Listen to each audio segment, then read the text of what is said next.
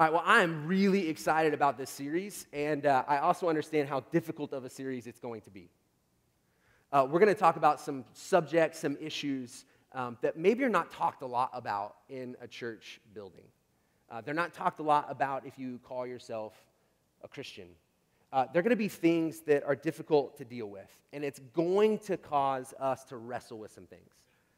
And it also is going to need, we are going to need God to help us to confront these things and to be brave in these areas of our lives. I think they're super important that we don't take any more time to not deal with these and to not look at them. These are going to be important for us to do. And as I thought about being brave, I thought about some of those things that really take bravery. And I thought, I could never sit on the edge of an airplane and jump out. Anybody who would say they would go skydiving? A few people? Wow, you guys are brave. Bungee jumping, no thank you. I'd probably jump out of a plane before I bungee jumped. But those things are crazy. I had a kid in my youth group in California. His name was Cody. And he went into the military, went into the Marines. And while he was in the Marines, his Humvee was hit. And he lost his leg, and he messed up his arm and his face a little bit. But in the midst of all of that, Cody began climbing. He began climbing, and he decided he was going to climb El Capitan in Yosemite. I don't know if you've ever heard of El Capitan in Yosemite. It's a place that a lot of climbers climb, and we had pictures, but it looks like we're having trouble. But this is what happens when you climb El Capitan. You can't climb it in a day. So you literally sleep on a bed up in the sky. So you can look at this, you can find pictures, these people sleeping on these mattress-looking things way up in the sky, and that takes massive amounts of bravery. I also found this most dangerous trail in the world, and it's in China, and it's basically boards that are stapled together, literally, and if we get that, we'll throw these pictures up, but they're these boards, and it was built by monks and nuns, and here we go. That is the trail there on the left, are those little planks, right? Stapled together, and there's change. I'm not sure what happens if someone's coming the other direction, but that looks scary, and looking face down. This takes bravery. Go back to the picture before if you can, just so they get a visual of it. So here's Cody, and that's him high above the ground, waking up the next morning to climb. Massive amounts of bravery, or stupidity, whatever you want to look at. But bravery, right? Now, for some of you, these subjects we're going to talk about over the next 6 weeks, some of you might say, I'd rather jump out of a plane than deal with that. I'd rather do something that seems crazy than to actually deal with some of those things. Next week, we're going to look at the idea of dealing with conflict in relationships. Most people don't want to do that. Most people don't want to deal with the conflict that's around them in their marriage, at work, with their kids, with extended family. We just want to avoid conflict. But what if we were brave enough to actually deal with conflict? And we have a lady who's going to speak next week who travels the world helping people deal with conflict in lots of different ways, and she's been really instrumental in my life. Don't miss it. Bring someone. But it's going to take you being brave to actually deal with conflict that's in your life. And then the next week, we're going to look at this thing that none of us want to look at and none of us want to talk about, and that's this subject of sin. And not just sin, but we're going to take it even deeper. We're going to look at the problem of addiction. We're going to look at addiction. We're going to look at addiction that you may have, addiction that might be in your family, but we're going to talk about addiction. And even as I say that, some of you are like, oh, I'm not sure I'll be here that week. Right? Because we don't want to have some of those conversations. We don't want to talk about those things. And so there's this stirring in you that says, I just don't know if I want to deal with it. And we're going to look at the idea of suffering. How do we suffer well? How do we make it through those things that are causing us to suffer? And then we're going to look at the subject of being judgmental or judging or prejudice or racism. We're going to look at that subject. And at the end, which may be the most dangerous and needing the most, being the most brave, is we're going to look at the idea of what it would look like if we were really generous people. Not what you immediately think about just financially giving to a church, but what if we just live lives that were generous? What if we could actually be brave and face these things head on and believe that God will be with us and that there could actually be something good that comes out of those things. What if? And we went with this theme of this idea of superhero. I love this picture of this kid who seems to be staring down something that he needs to do. And so for us, we're going to have to take this mindset on, like, it may not be good, we might be afraid, we may not feel like we have the ability, but we know what's in front of us, and we know we have to deal with it. And so this week, we're going to look at the idea of doubt. What if we could begin to wrestle with and deal with our doubt? Now, I'm not going to name a bunch of things that probably causes you to doubt. In the sense of, I'm going to name them, but I'm not going to necessarily try and solve those problems that you have. I just can't. There's no way I can spend that much time. We're going to look at, in the first of the year, doing a series, and we'll cover some of those things, but that's not what today is about. Today is going to be more, what if we actually begin to see what it would look like to deal with doubt? What does it look like to deal with doubt? And more importantly, how does God deal with those who doubt? How does God deal with those who doubt? And because I know that we all have it, right? We all doubt. We all have doubts. No matter if you call yourself a Christian or not, you have doubts. You have doubts in all kinds of things. I know that you have doubts because of all different reasons. This doesn't matter if you're new to church. It doesn't matter if you've been in church for a long time. I don't think those things matter. I think there's seasons, there's periods in your life where you doubt. And I know that not all people here would say they're followers of Jesus, but you have faith in something. You have faith in something. You've either put your faith in yourself, you've put faith in science, you've put faith in other people, you've put faith in your good works, you've put your faith in something. And so all of us here are faith people. We're believers. We're believers in something. And so I think that for many of us, that there's been this doubt that's crept in, and we haven't dealt with it. Even so much so, some of you have doubted yourself out of believing in God.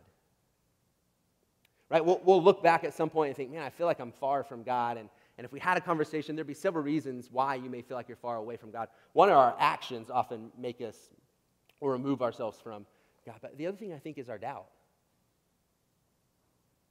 We'll look back and think, man, I started doubting and I didn't deal with it and I didn't feel like I could share, right? Because I think the church has often done a disservice and we said, well, you just got to believe, you just got to believe, you just got to believe. And so when you had any doubts that crept in, you just felt like, well, I can't tell anybody. I can't tell anybody I'm struggling with this or this happened in my life, and because of that, I'm doubting. And so for a lot of you, you've probably went your whole life having these doubts and never feeling like you could be honest about them. You could never deal with them. Pope Francis says this: who among us, everybody, who among us has not experienced insecurity, loss, and even doubts on their journey of faith? Everyone.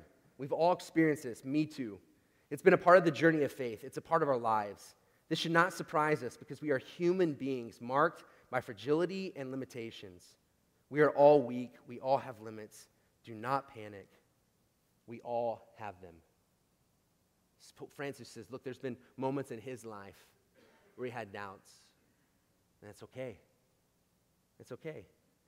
And so let's just be honest. Can we just be honest and say, look, there's things that have happened in your life and in my life that cause us to doubt. There's things that happen that have been out of your control that you wish wouldn't have, and you begin to doubt. Maybe you've lost someone who's been close to you. There's been this unexpected death, or something happened and you begin to doubt the existence of God. Maybe doubt because, man, I don't know if I can really believe that the Bible is true. It's an old book. Is it really real? Can I really trust it? And so we begin to have doubts, basically, because everything I'm going to teach out of, we're not sure we can fully believe it. I mean, how can we really talk about God being good and then stare at the face of suffering? Right? We see what's happening, and as we prayed about of what's happening in Syria, how can we see those things and think, man, is God really good? God says he's good, but I don't know if I can trust it. And so we begin to doubt. We doubt when things don't seem fair. We doubt because of emotional experience or a traumatic experience. We doubt because God doesn't answer our prayers like we want him to. That these are all things that can stir doubt in us. The sin in our lives, you doubt that you're saved, that you doubt that you're forgiven. You've prayed for forgiveness and salvation over and over and over, and you always wonder, did it really work? Did it really take? Did I say it the right way? And so maybe you find yourself doubting that. Maybe it's a fear that you have. You doubt that anything can really change. Like, let's just be honest and let's just lay this out and say that many of us have wrestled with doubt, if not all of us. And it can happen at any place of this journey of faith. Any place. Mother Teresa, who I consider to be a saint, a lot of her letters came out after she died. And if you know who Mother Teresa is, she took care of the poorest of poor. She touched people that no one would touch. She did amazing things. And you would think that she had this massive amount of faith and that everything was perfect for her. But this is what she wrote. Darkness is such that I really do not see, neither with my mind nor with my reason. The place of God in my soul is blank. There is no God in me. When the pain of longing is so great, I just long and long for God. The torture and pain I can't explain. Such deep longing for God and repulsed, empty, no faith, no love, no zeal, saving souls holds no attraction. Heaven means nothing. Pray for me, please, that I keep smiling at him in spite of everything. And you sense this deep pain and doubt in Mother Teresa. So what do we do? What do we do with the doubt that we've experienced? How do we deal with the doubt in our life? Billy Graham even said this: doubts are a normal part of life. We doubt things on earth, so it's easy to doubt things of God. And look, I have doubts. I'm not Mother Teresa. I'm not Billy Graham. But I'm sitting in front of you today preaching, and I want you to know that there's times that I doubt. I can remember sitting in a hospital room and hearing the doctor tell Heather and I that the baby that we were hoping to have wasn't going to make it. And I remember him saying, look, go home and don't do anything. In a couple days, we'll come back and maybe everything will be okay. And man, I have never prayed like I did in those days. And I remember, God, you got to come through. And I remember going back and they do the test and we lost the baby. Oh man, I remember this. They call it the dark night of the soul, just this longing that God would have done something. And I doubted. And here's what I know. I didn't talk about that with many people.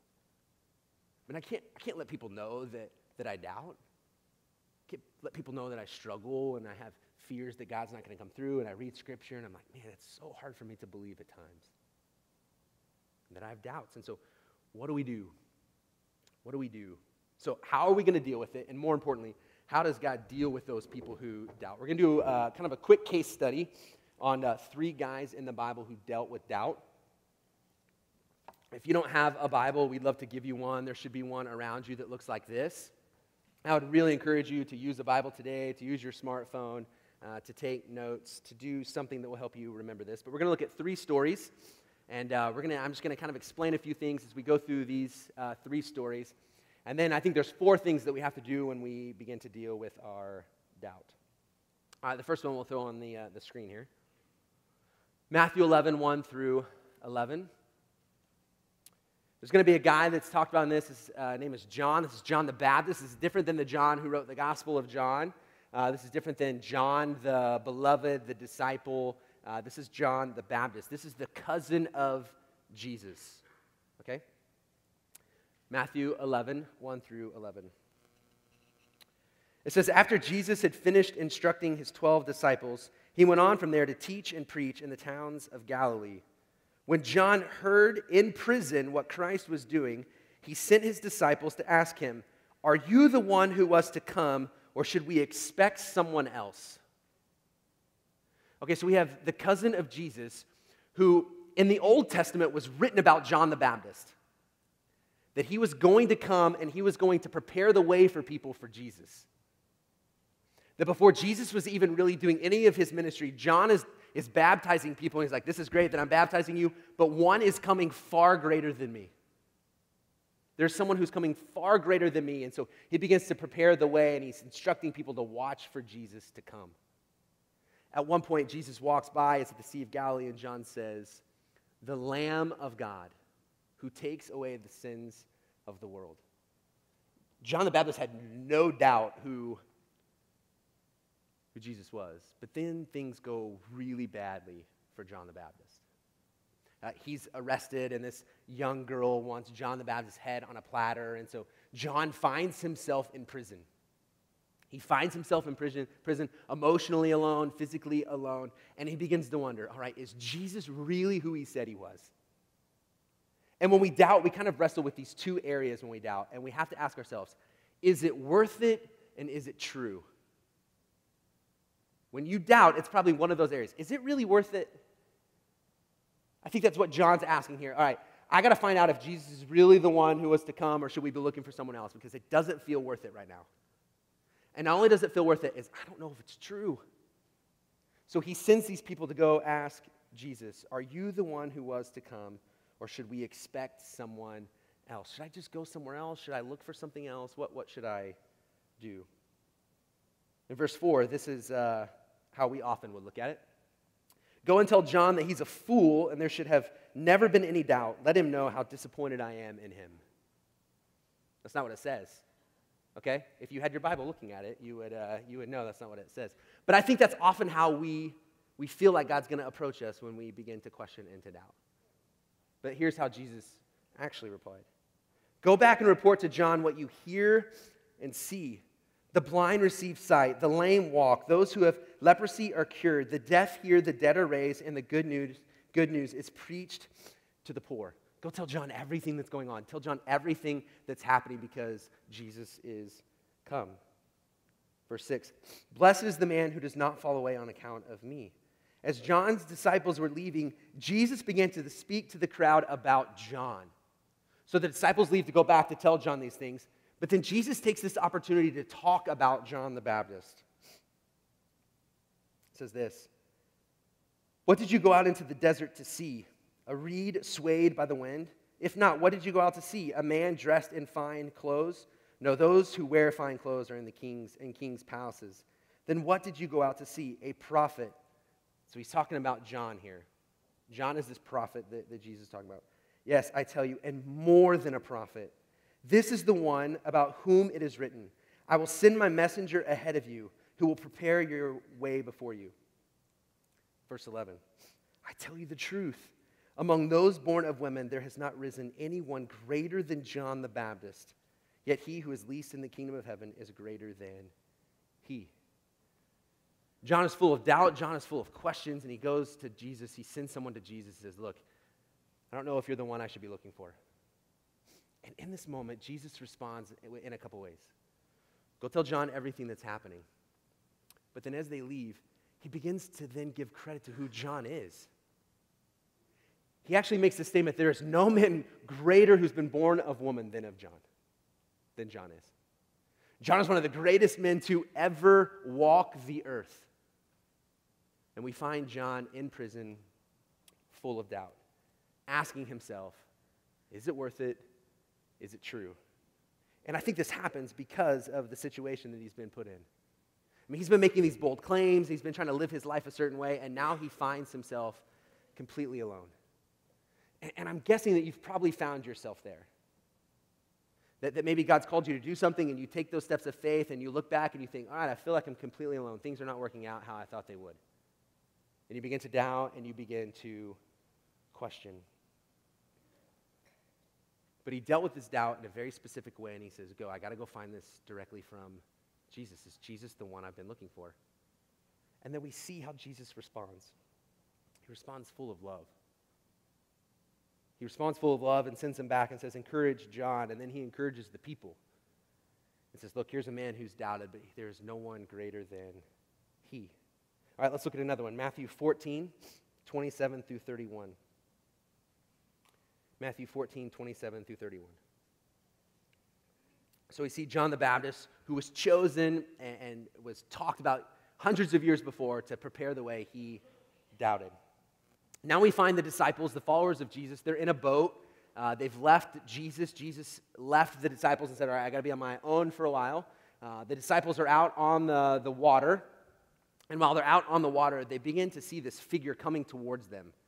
And they're afraid, and they believe it's a ghost. And here we go, verse 27. But Jesus immediately said to them, take courage, it is I, don't be afraid. Then you have Peter, verse 28. Lord, if it's you, Peter replied, "Tell me to come to you on the water." So Jesus says, "It's me, don't be afraid." And Peter's like, "I'm not sure. If it's really you, then tell me to come. Tell me to get out of the boat and tell me to come and meet you." And Jesus says, "Come." Then Peter got down out of the boat, walked on the water, and came toward Jesus. Now, I'm a visual person, and I like to paint a picture and imagine what this would have looked like. Like, I wonder if Peter immediately regretted the request, right? Like, he probably wishes he would have said something else to prove that it was really Jesus, but Peter hangs his feet over a boat. And can you imagine the massive amount of faith it took for him to actually step out on the water? Can you imagine that? Can you imagine the disciples saying, "I don't know if this is a good idea, Peter." But Peter heard Jesus say, "Come." And Peter, full of faith, steps out on the water and begins to walk towards Jesus. Verse 30. But when he saw the wind, he was afraid, and beginning to sink, cried out, "Lord, save me."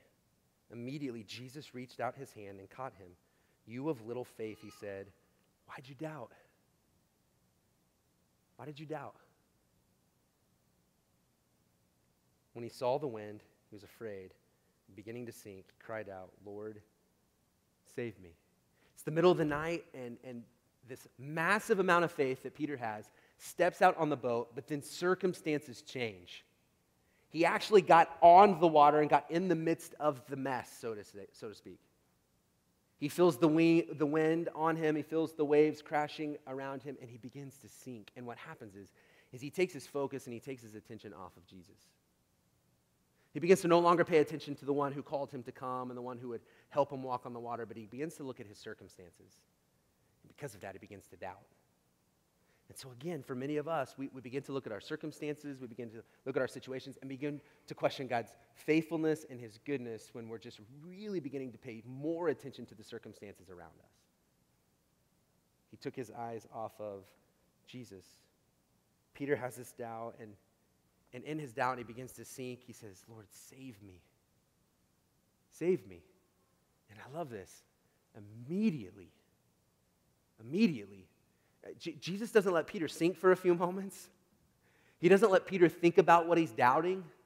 He doesn't let Peter go underwater, and then as Peter thinks that he's dying, Jesus saves him. In the moment that Peter doubts and begins to sink, he says, "Lord, save me." Jesus reaches down and immediately catches him. And in the midst of catching him, and in the midst of him doubting, says, "You have little faith. Why'd you doubt me? Why'd you lose trust? Why did you not believe that I was going to be with you and protect you and save you?" Peter doubts. Now, I don't know if you know much about this guy, Peter.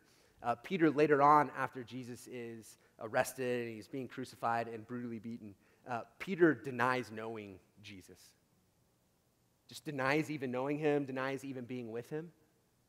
And then after the resurrection and Jesus comes back to Peter, Jesus encourages Peter and says, "Look, my church, this movement that's going to take place around the world for centuries to come, that we find ourselves here, it's going to be built on you. You who have doubted, you who denied even knowing me, I'm going to use you. I'm going to use you." All right, third one. This guy even has a nickname because of it. This one maybe is the most familiar, and this is the disciple named Thomas, so Doubting Thomas. So Jesus has been arrested, and when he's arrested, all the disciples flee. They all abandon him, and they all begin to question, was this true? Was this worth it? And so they all abandon Jesus. Jesus goes to a cross, and he dies, and which is great. He dies for you and me. He dies for our forgiveness. He dies for anyone who chooses to accept that. But it doesn't end there. He comes back to life. That's what changes everything for us, and that's what changes everything for the disciples, is that Jesus is alive. And so Jesus is alive, and he begins to interact with people, and he engages with people. He has meals with people, and he encounters the disciples, all but Thomas. All but Thomas. So John 20, 24 through 29. It says this. "Now Thomas, called Didymus, one of the 12, was not with the disciples when Jesus came. So all the disciples get to see Jesus but Thomas. So the other disciples told him, "We have seen the Lord." But he said to them, "Unless I see the nail marks in his hands and put my finger where the nails were and put my hands into his side, I will not believe it."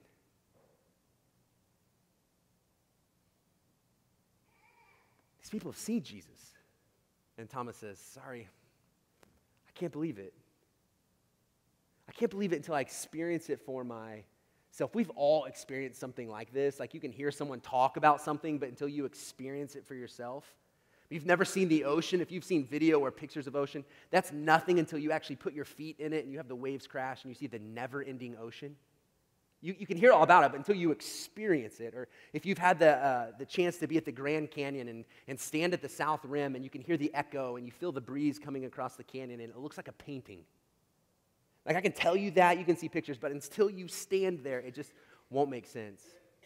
It's the same thing when I do weddings and I look at marriages and we do premarital counseling and I go through a bunch of stuff and I'm like, look, we're going to talk about this stuff, but let's talk in 6 months. Right? Let's talk about these things down the road when you really begin to start to experience married life. Then it will make sense. Or when you have kids. Like people can give you all kinds of tips and people can tell you what it's going to be like to be a parent, but until you have a child, like you think your child will never throw a tantrum in a store. Right? Like, not my kid. And then they do it and you don't know what to do, right? And so until you've experienced it, well here's Thomas. Thomas is like, that's great that you've experienced it, but I need to experience it for myself. I just can't believe it. Verse 26, just the first part. A week later. I mean, can you imagine Thomas? For a week, he's got to deal with the other disciples who have seen him. Can you imagine how the doubt just grew for Thomas? Like he said, I want to see it. It wasn't that he said he didn't want to see it, that he was done with it. He said, I want to see it. I want to feel it for myself. A week goes by with nothing. It says a week later, his disciples were in the house again, and Thomas was with them. Though the doors were locked, Jesus came and stood among them and said, "Peace be with you." Then he said to Thomas, "Put your finger here. See my hands? Reach out your hand and put it into my side. Stop doubting and believe." If I'm Thomas, I'm like, you just appeared in the room. I'm good. I don't really have to do it. But here's what I know about Jesus. Jesus knew what Thomas needed. He knew what Thomas needed. And he doesn't start off with why didn't you believe the disciples? He didn't start by condemning Thomas. He says, Thomas, I know what you need. I know what you need to believe. Here, come look at him. No, Thomas, you wanted to put your hand there. You do it. You feel it. Right? And so he says, stop doubting and believe. Stop doubting and start to put your trust in me completely. Now, it doesn't start there with these guys. It doesn't start with Jesus condemning them about their doubt. He meets them where they are in their doubt. Verse 28, Thomas said to him, "My Lord and my God." Then Jesus told him, "Because you have seen me, you have believed. Blessed are those who have not seen and yet have believed." So we have these really pillars of our faith. Thomas, Peter, John the Baptist, who all doubt, who are a part of the Bible, who doubted. And it wasn't left out. It was included. And so for you and I, we have to say, all right, when we doubt, what do? When I have these doubts and I'm in situations and I'm in circumstances and I wonder if God's really going to come through for me, is this really true? Is this really worth it? What do we do? How do we deal with it? Really quickly, 4 things. Number 1, this is, I think, really important, and it's not crazy creative, but doubt's normal. Doubt's normal. I think this is freeing. This is freeing because what happens is we don't feel alone in our doubt. We don't have to feel like we have to hide it, that we can't tell someone that we're close to, that we can't find someone who is maybe farther along in their journey with God, that we could say, look, this is where I'm doubting. Can you pray for me? Can you help me? You're not weird if you doubt. You're not unspiritual if you doubt. You're not a second-class citizen to Jesus if you doubt. Doubting is normal. And there's all different levels to your doubt, I know that. All different levels. And you have to deal with it differently depending on the amount of doubt that you have. If we want to look at it in the sense of water, some of you doubt it's like a puddle. Like every once in a while you wrestle with something and you're okay and your faith doesn't really waver with it and you just kind of jump through puddles and it's no big deal. Some of you, it's like the river. And you feel the current and you know the other side. You know how to get there. You know what you need to do and you're going to be okay. You see the end is there. But then some of you, it's like the ocean. Some of you are drowning in your doubt. You're drowning in your doubt.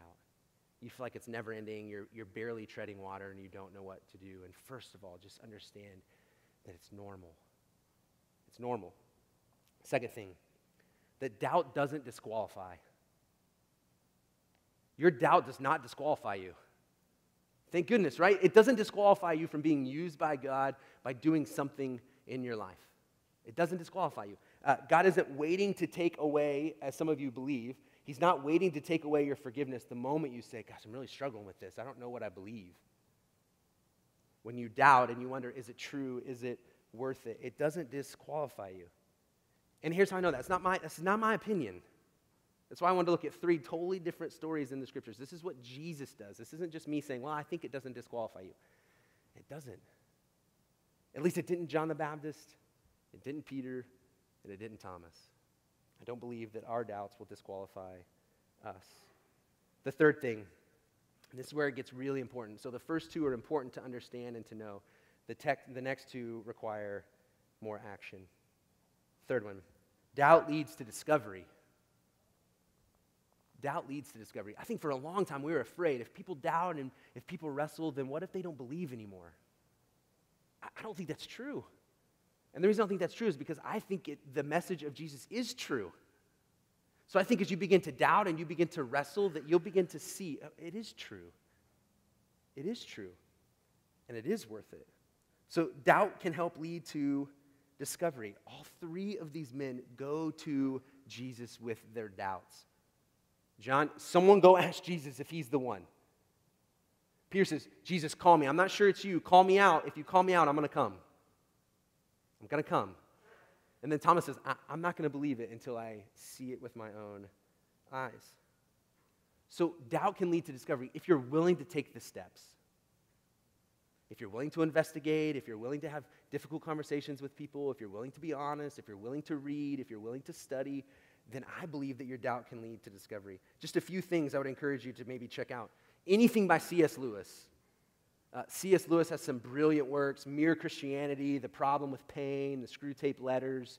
C.S. Lewis was a man who had periods of his life where he doubted. He was an atheist first, and so C.S. Lewis is a great guy to read. Tim Keller, who wrote Reason for God, is another great resource. A guy named Lee Strobel, who also wasn't a Christian, and his doubt actually led him to believe. He began to investigate it. He began to doubt his doubts. And in doubting his doubts, he became a believer and now writes books about it. And so now this is up to you. So I can say it's you can doubt, and that's okay, and it doesn't disqualify you, but don't just trust me to help you with all your doubts.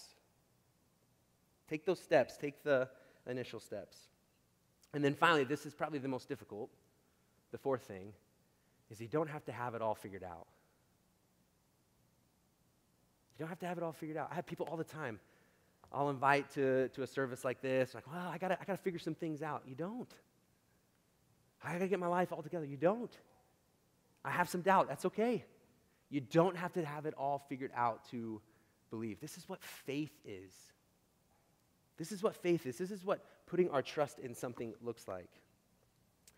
Just a quick analogy that helps me. I fly often, a couple times a year. I'll fly and I'll get on to a metal box, right? A metal box that is going to fly into the sky, and it's going to get me from one destination to the next in a few hours. I know nothing about a plane. Nothing. I now have a good friend who's a pilot, and we'll meet for lunch often, and all I want to know is about planes and how it all works, and so he tells me it all, and I'm fascinated, but I don't know how it works. But I step onto a plane. And in stepping onto the plane, even though I don't understand it all, although I don't know how it works, I have put my trust in that thing. I've put my trust in that thing. And I believe that it's going to come through. I hope. I hope that it's going to come through. We don't have to have it all figured out. that your faith is this long journey. It's not something that you got to know right now. Hebrews 11:1 says this, "Now faith is being sure of what we hope for and certain of what we do not see." Faith is being sure of what we hope for and certain of what we do not see. This is faith, that we're going to begin to trust in those things that we're hoping for and the things that we do not see. Very last thing, I want to leave you with this. Mark 9:21 through 25. This will be our benediction. Mark 9:21 through 25.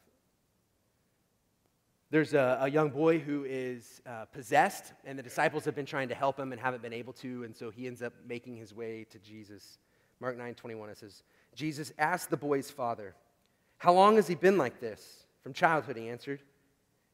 'It has often thrown him into the fire or water to kill him. But if you can do anything, take pity on us and help us.'